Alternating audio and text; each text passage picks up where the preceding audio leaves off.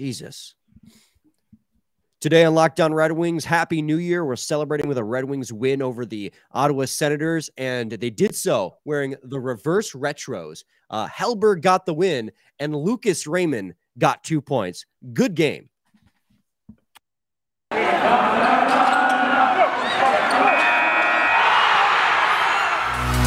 You're Locked On Red Wings, your daily podcast on the Detroit Red Wings. Part of the Locked On Podcast Network, your team every day.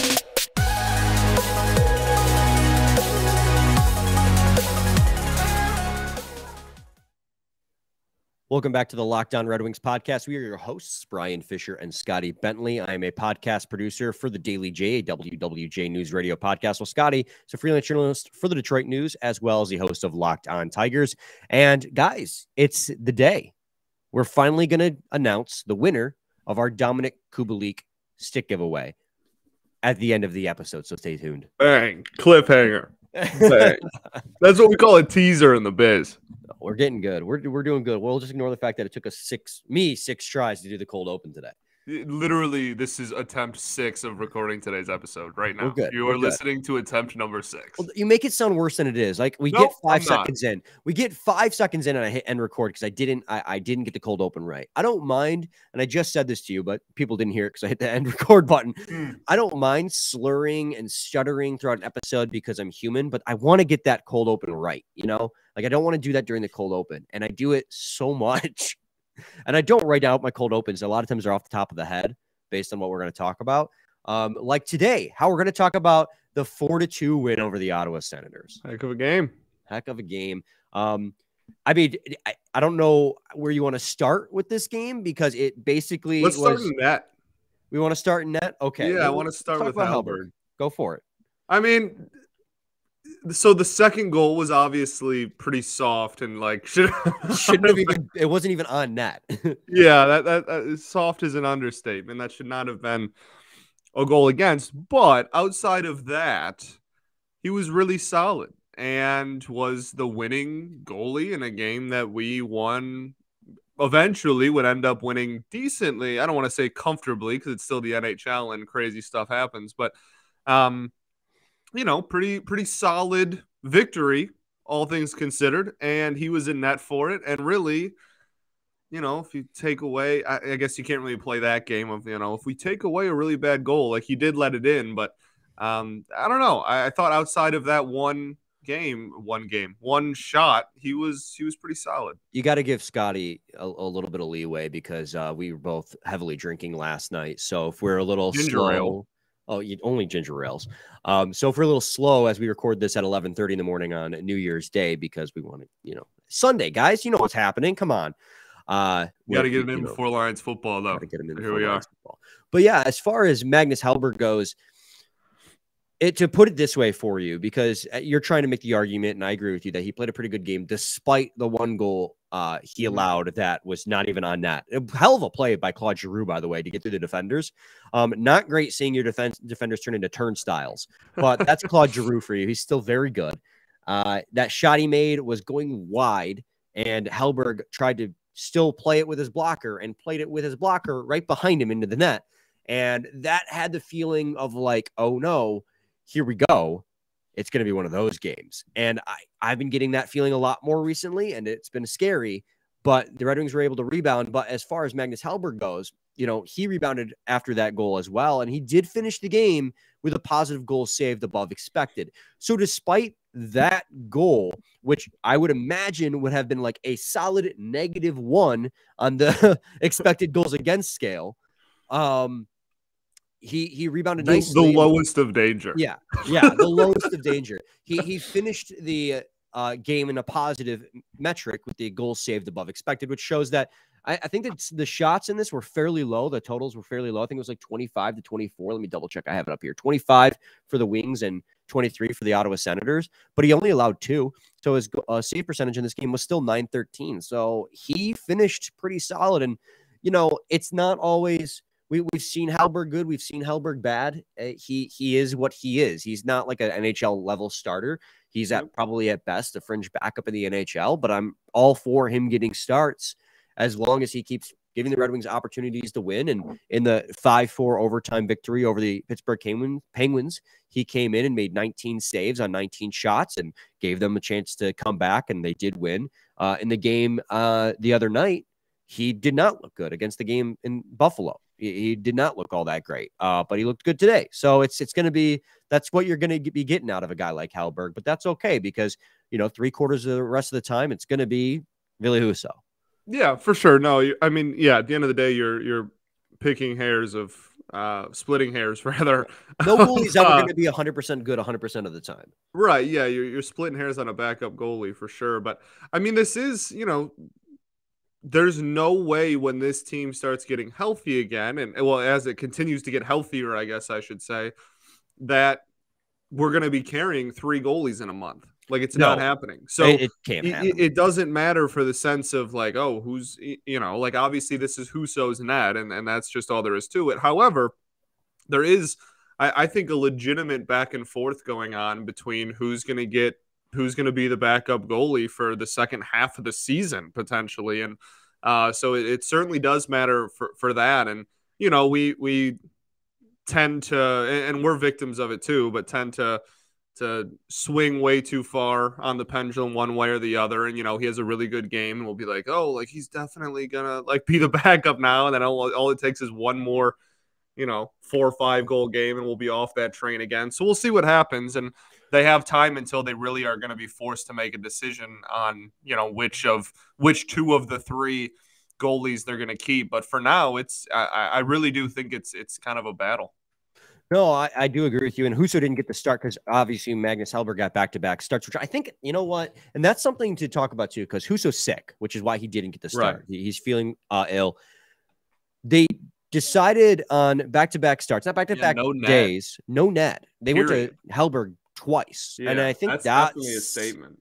Yeah, that says a lot about what they think, where they think that net and what the net front battle is. And that does lead to question where you're thinking, if they do have to cut a goalie, obviously Ned's in the last year of his deal.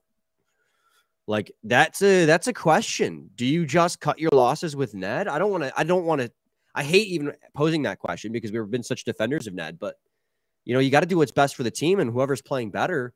It all comes down to, do you believe that the younger goalie in Ned still has more left in the tank and is just going through a rough patch? So you cut the guy in Magnus Hellberg, who historically, what he is based on his career trajectory, his career history rather, or do you keep Magnus Hellberg because he's playing more consistently for you and see your backup and just hope that Ned can make it through down to Grand Rapids? Right.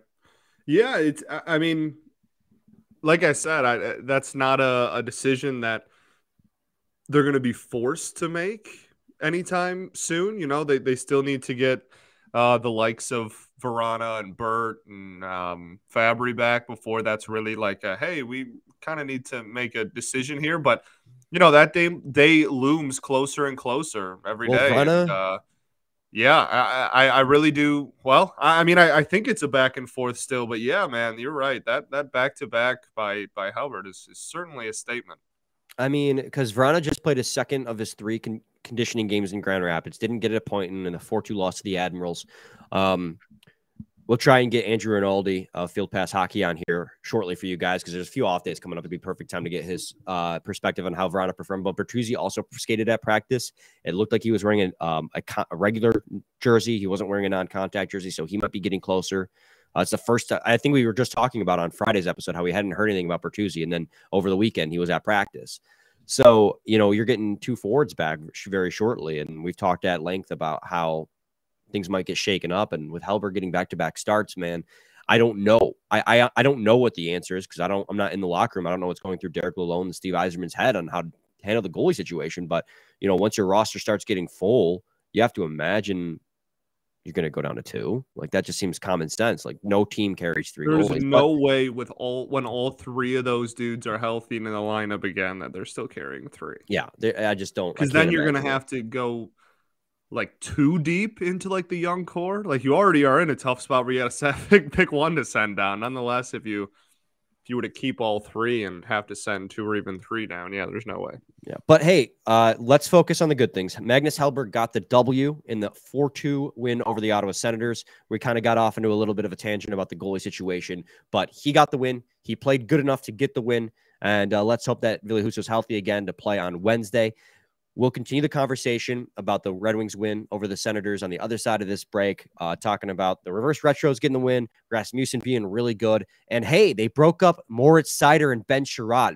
Big deal in this game. But first, I got to talk to all you guys today about Athletic Greens. This next partner is a product you're going to want to use literally every day. Start taking AG1 because with one delicious scoop of AG1, you're absorbing 75 high-quality vitamins, minerals, whole food sourced superfoods, probiotics, and adaptogens to help you start your day right. The special blend of ingredients supports your gut health, your nervous system, your immune system, your energy, recovery, focus, and aging. All of those things.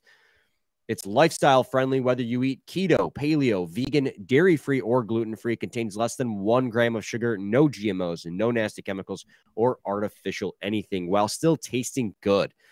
It costs you less than $3 a day. You're investing in your health, and it's cheaper than your cold brew habit. It's cheaper than getting all the different supplements yourself. You're investing in an all-in-one nutritional insurance. Right now, it's time to reclaim your health and arm your immune system with convenient daily nutrition. It's just 1 scoop in a cup of water every day. That's it.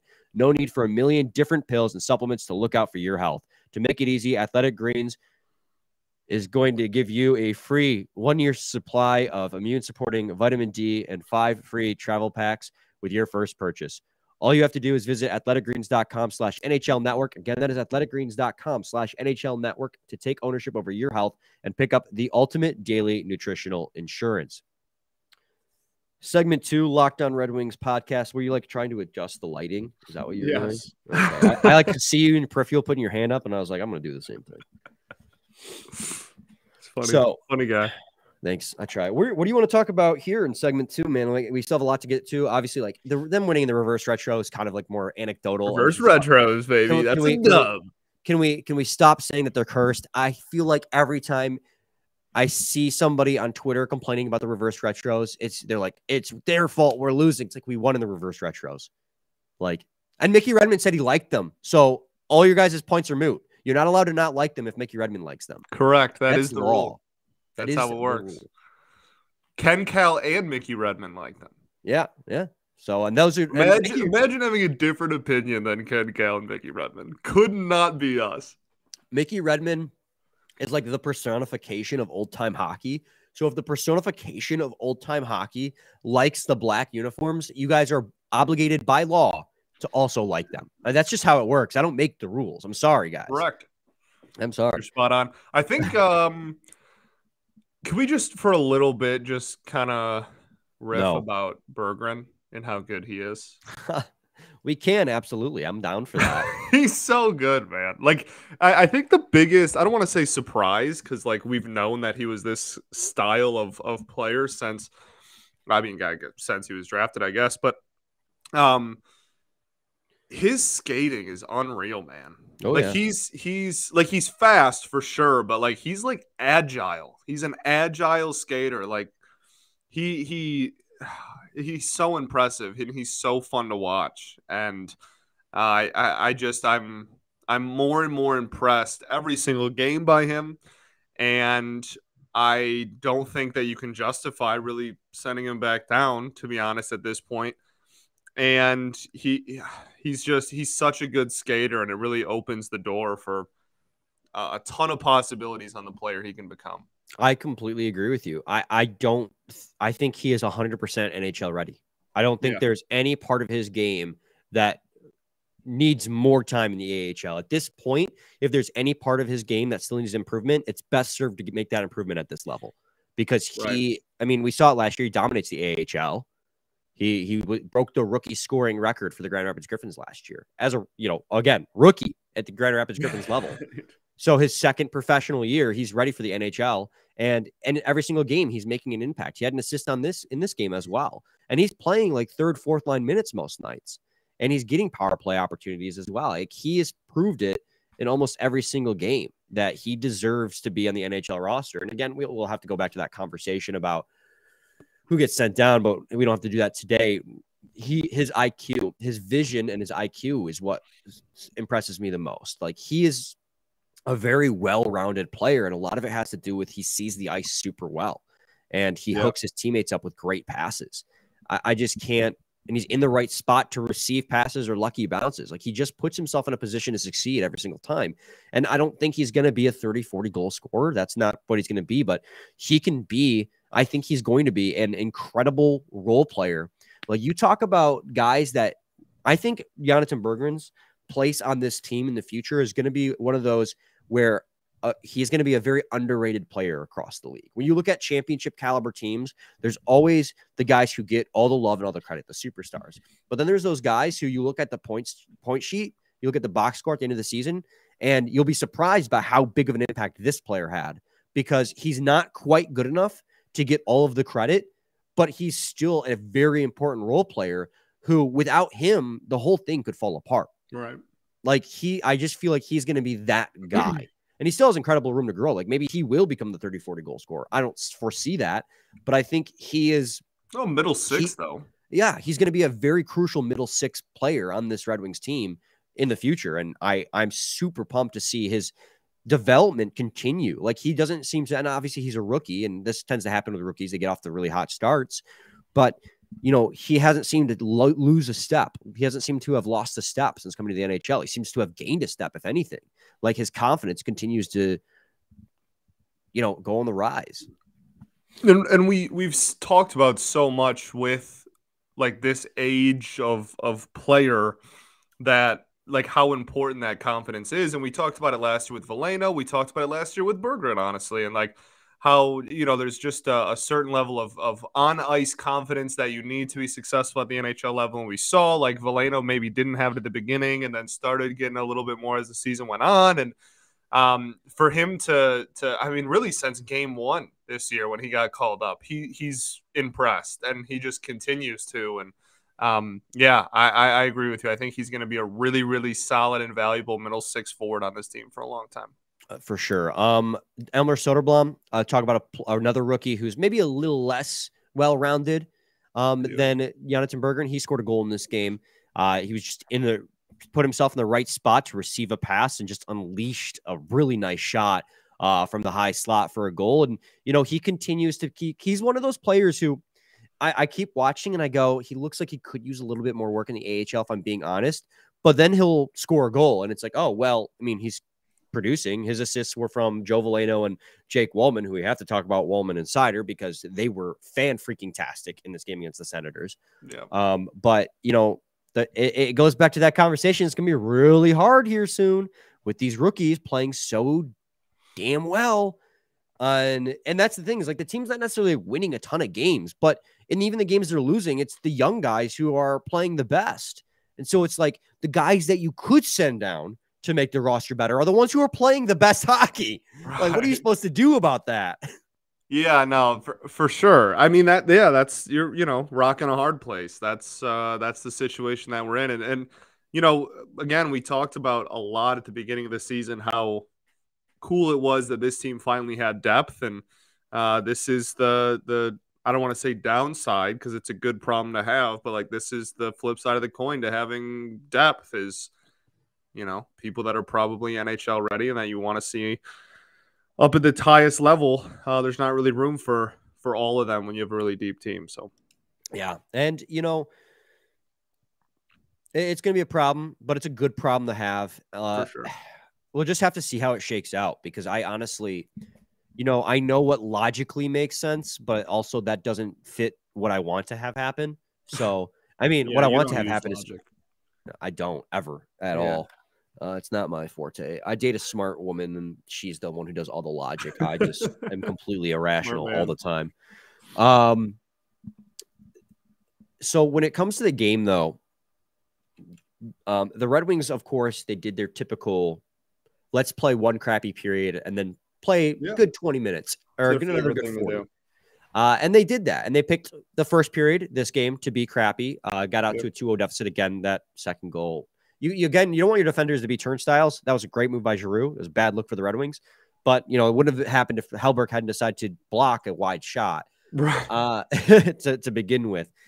So I don't really know what to say in regards to the crappy first period other than they just did it again and they can't Same seem story, to play. different day. Yeah. I mean, that's there. The full 60 minutes of good hockey has been very, very few and far between. And you know what? I think it's fair to recognize too that there are very few teams in the NHL who can play a complete 60 minutes. But and the teams that expectations go up when the team gets better. So yeah, but it's also fair to recognize that the teams that do play a full 60 minutes are your best teams in the league. And for us to ask the Red Wings, and they should always play a complete 60 minutes. That should always be the expectation. But also realize that only the best teams are capable of actually truly doing that. The Red Wings aren't one of the best teams. So you got to recognize like expectation versus reality as well. And they responded really well in the second and especially in the third period as the Senators had an epic collapse in the third. Like, was it 3 goals in like a minute and a half? I think it was like a minute and 50 seconds. Yeah. Yeah. We'll break down those goals and the new defensive pairings. We have got to get to the new defensive pairings because that was a huge part of the game. When we come back, segment 3 of Locked On Red Wings. All right, segment 3, Locked On Red Wings podcast. The goal scorers in this game, Scotty, were Pius Suter, assisted by Lucas Raymond. Lucas Raymond assisted by Olli Maatta, Jonathan Berggren. Great deflection by Lucas Raymond. Elmer Soderblom from Joe Veleno, Jake Walman, and Michael Rasmussen assisted by goaltender Cam Talbot. Which one of those stood out to you the most? I don't know. I think that Raymond just looked really good. And I think that is something that we have not said a whole lot. And that's not to say that he's looked bad on a game-to-game basis at all, because that's far from the truth. But I do think that he hasn't really had too many games this year where you've been like, oh, wow, like Razor's kind of taken over, or like, look at Raymond. Like when we talk about standouts on a game-to-game basis, he has not been in the mix very often this year as a part of that conversation. And I thought that he deserves it in this game. I thought that he looked really good. He's talented, man. He's really talented, and maybe growth isn't always linear, and maybe it's kind of a plateau year, for lack of a better term, but he's going to be really good. And games like this kind of remind you of like, oh yeah, he can do like pretty much anything he wants offensively. He's just got to figure out how to do it more consistently. Yeah, and that's the big thing about that is consistency, because he is heating up a little bit here. He's got 6 points in his last 6 games. It's hard to recognize that when most of his points come via assists, but that's not a bad thing to have happen at all. I mean, he had 57 points last year.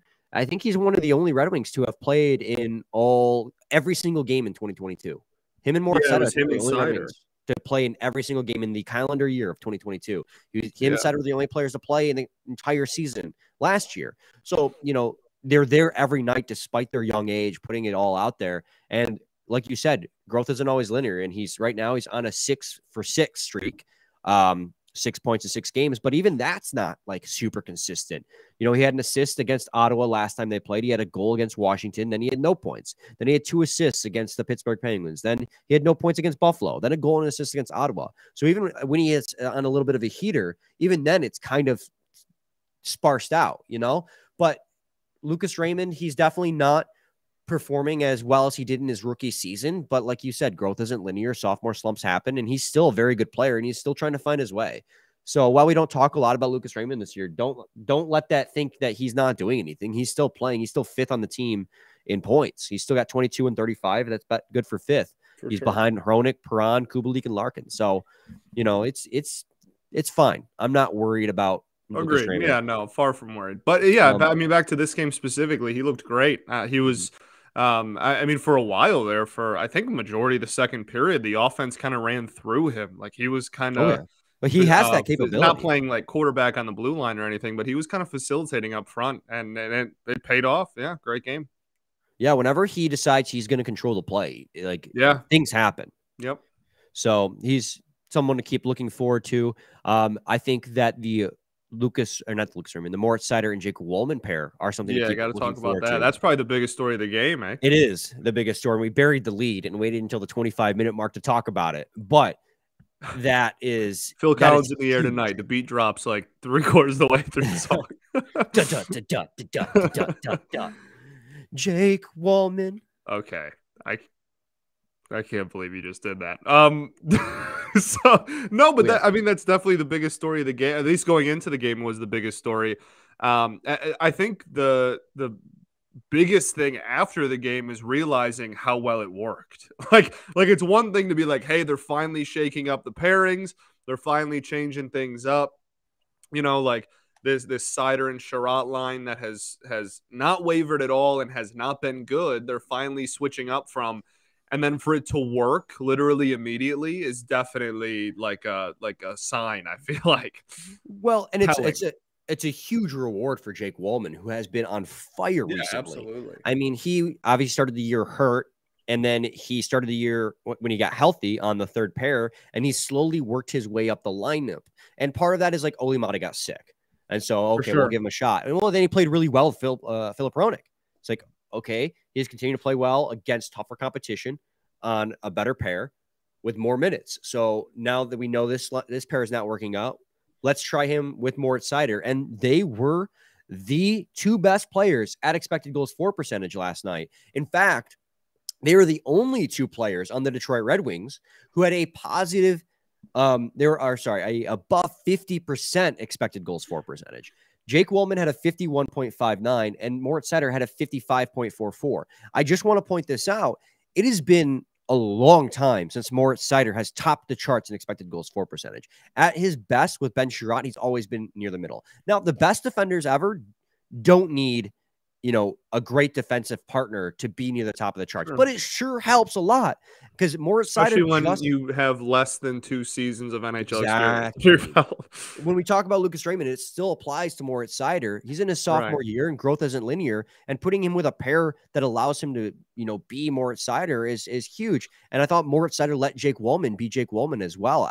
There was a shorthanded play. There's a shorthanded shift there where Jake Walman ended up with a redirection shot like his shot that was the game winner in Pittsburgh.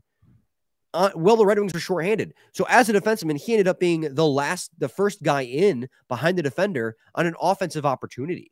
Like his ability, like I tweeted it out last night, but is Jake Walman legitimate? I know we have such a short sample size and he's on a bit of a heater, but his offensive upside, his speed, his vision, his ability to break the puck in as a defenseman, I think there's still some things left to be seen as him as a defender. No, but for his sure. offensive upside.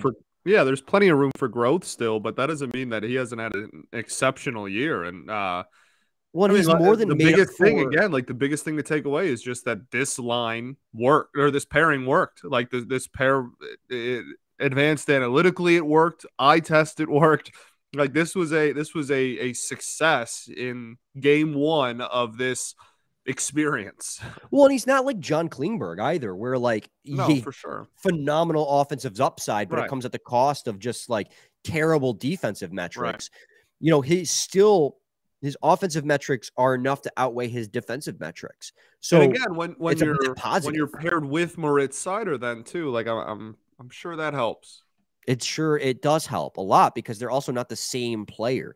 It's crazy that I thought that Ben Chiarot and Moritz Seider having a similar-ish, obviously Moritz Seider having a much bigger offensive upside than Ben Chiarot, but then both being physical defensemen. I thought that pair would highlight each other, but it's the opposite. It's more like Moritz Seider needs to play with someone akin to like how Olimata and Philip Roenick complement each other in their styles of play. Like having Moritz Seider, who does have a pretty big offensive upside, but having someone like Jake Walman who can go up the ice. And again, it's been one game. I'm not trying to overreact, but that was great. That was a fantastic pairing. And I think, was it Olimata and Ben Chiarot was the other pairing, or was it Philip Roenick and Ben Chiarot?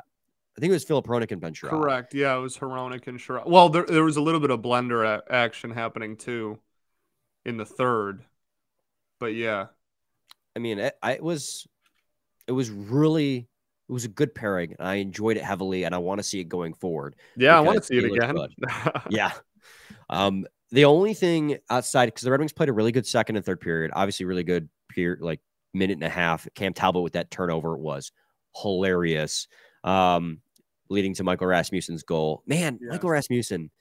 I just want to keep talking about him. I was glad I held out. I'm glad I'm a believer in Michael Rasmussen because he proves that he's looking more and more like an actual legitimate top line center winger, whatever they want to do with Dylan Larkin that day.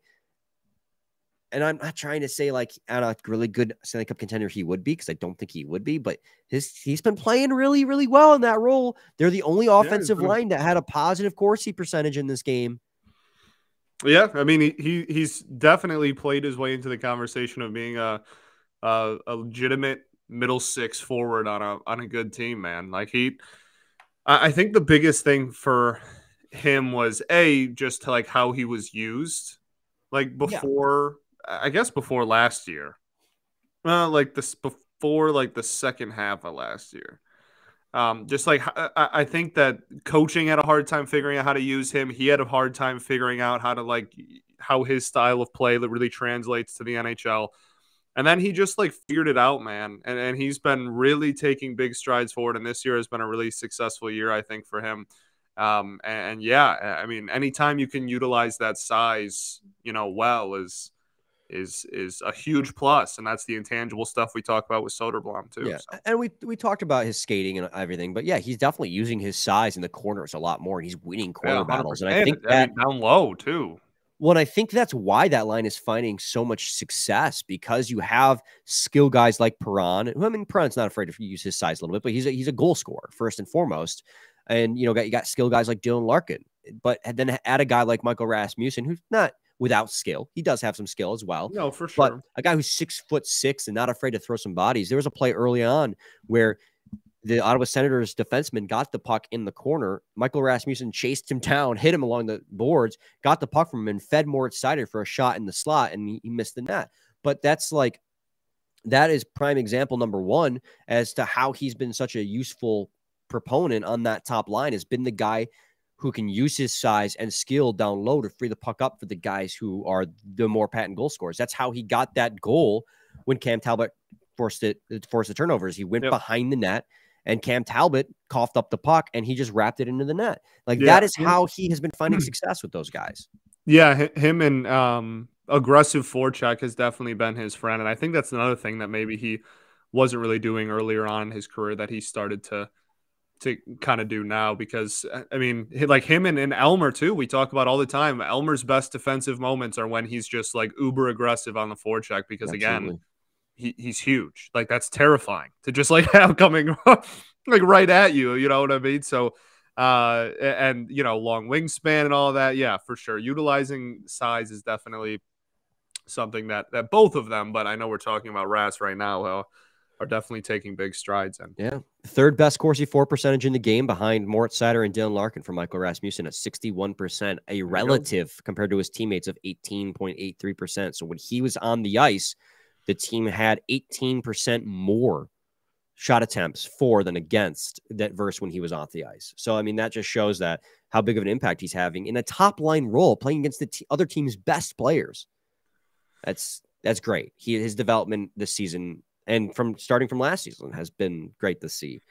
Is there anything else? Obviously, we have to announce our winner of the stick giveaway, but anything else game related that we want to give a shout out to or mention?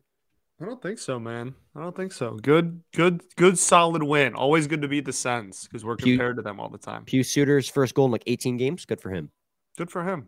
Good for him. It was a nice shot. You want to do our giveaway? Sure. Winner? Drum roll. No? Okay. I need two hands to do the drum roll. Let me get this between my legs. There we go. All right. The winner of the Dominic Kubalik stick is Brendan Octopus Emoji Sanders on Twitter. Brendan Octopus Emoji Sanders. Yeah. So shoot us a DM. The show's account probably, but I guess if you shot any of us, and Brian, me, or the show, whatever. My DMs are open. Scotty's DMs are open. You can absolutely the show's DMs are open. So easy to contact us. But yeah, you are the winner. So thank you to everyone for retweeting it and participating in everything. It's always super cool that when we get to do giveaway stuff, because we enjoy giving stuff back. So very cool. And yeah, Brennan Octopus emoji Sanders, congratulations on your dominant Kubalik stick. I love how you always say octopus emoji. Well, I don't know. Maybe that's legally in his name. Maybe. Doubt it though, but maybe. I probably doubt it too, but. All right. Scotty, Happy New Year. Happy New Year, buddy. Listeners, Happy New Year. Thanks for all your support in 2022. We had a fantastic year, numbers wise, and then obviously hockey wise as well. Red Wings, taking finally strides taking forward. Steps in the right direction after a lot of bad. A lot of bad. So it's great to see. And hopefully 2023 is an even better year for all of us. Absolutely. Let's keep it going. We'll be back with a new episode tomorrow. Same time, same place. It's your team every day.